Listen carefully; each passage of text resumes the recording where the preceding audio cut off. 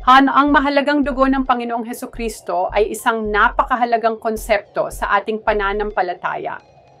Sa pamamagitan ng kanyang dugo, tayo ay tinanggap at pinatawad sa ating mga kasalanan.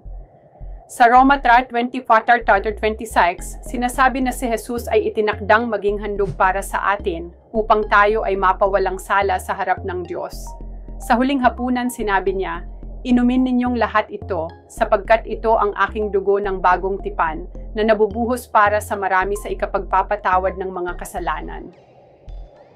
Ang kanyang dugo ay simbolo ng bagong pakikipagtipan, isang pagkakataon para sa atin na muling makipag-ugnayan sa Diyos. Sa bawat patak ng kanyang dugo, naririnig natin ang tawag ng pag-ibig at pagpapatawad. Kaya't sa bawat pag-alala natin sa kanyang sakripisyo, naway patuloy tayong lumakad sa liwanag ng kanyang biyaya at pagmamahal,